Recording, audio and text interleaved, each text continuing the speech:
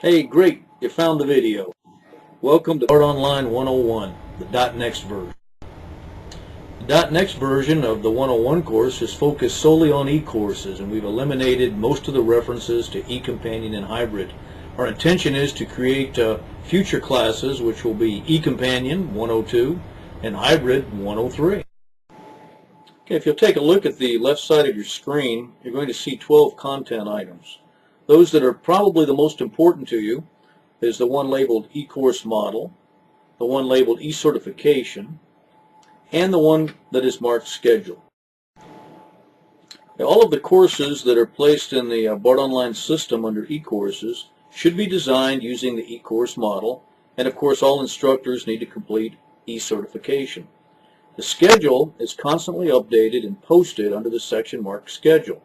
So if you have questions about which course is offered and who is teaching that class, simply click on the schedule, look at the appropriate year, and you'll have the answer that you're looking for. Now, all of this material may seem to be overwhelming. In fact, in many cases, you may find it to be a bit alien. But in reality, it's not really that tough. It can look alien, and maybe it is alien. But if you go through the 12 items, it will give you all of the information that you need to put together an excellent online course. An ongoing goal for this year is to try to add multimedia to most of our courses. Originally, 10 years ago, the e-course system was completely text-based. Stick a few Word documents up. What we want to do now is move on and put multimedia in there. Our students know how to use Facebook. They know how to use YouTube. We need to add some video and enhance the quality of our online presentations. Now, many of you may not like the idea of putting together a mini lecture or something of that nature because, well, you might not like the way you look on camera. Well, you can do things like use avatars, like this guy here. Doesn't look too bad, but you can also switch around and use other people, everything from stick people to puppets to sharks. Here's some examples. Here's the stick man. I used him to do a little help desk video and add some numbers. We'll be doing some more tech work with the stick man as the background. Now, you already saw the alien. You can do lectures as a shark if you like. And there's also a little puppet that you can put out there to, maybe entertain the class, keep them from falling asleep. And you like to fool around with your class? You can also put in face accessories. This one actually enhances my nose a bit, I think. And if you're into sci-fi, you can try this one. Some effects like this, I don't know, makes you sort of look close to Jay Leno, maybe. Now, here's one you can use if you're, doing a course where you want to have some kind of a mystery guest and not really know what the guy looks like. And if you're teaching an art class, you could even speak from inside a portrait. Pretty slick. And if you're teaching astronomy, you can actually be the man in the moon in this case. So video is not just a pie-in-the-sky dream. You can put it in your class. Don't want to show yourself? Use an avatar. Want to use voiceover? Put pictures there. Design your own mini lectures. Be creative. It's actually a lot of fun.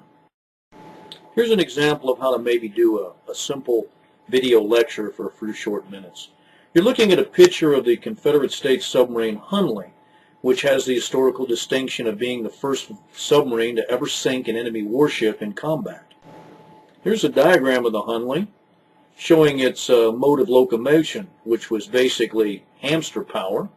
You can see the crew cranking their hand cranks. Very small vessel with a knife-like bow, about 4 feet tall and only a couple of feet wide. The Hunley's torpedo, you can see here on the end of the spar, was designed to be rammed into a warship, and then the submarine was going to back off, and the rope you see attached there would then detonate the bomb once the submarine was a safe distance away. Well, here's the Hunley traveling out into Charleston Harbor on its historic mission.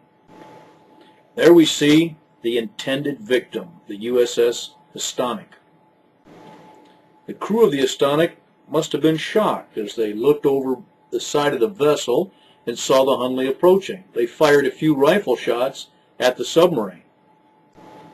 The actions of the crew of the Stonic, firing a few rifle shots, didn't do significant damage to the Hunley, and she was able to ram the spar into the side and detonate the explosion. Here's a picture of the blast looking from the underwater view. Well, abandoned ship. Here's a painting of the USS Houstonic going down to Davy Jones' locker. The Hunley, however, did not survive the mission. Here's a picture of what the Hunley may have looked like, stranded on the bottom of Charleston Harbor. No one's really sure why the vessel failed to return back to port, but many historians believe that she may have been rammed inadvertently by a rescue vessel coming to pluck members of the Houstonic's crew out of the ocean. Visit the website Friends of the Hunley to learn all the details and the exciting history about the Confederate submarine CSS Hunley.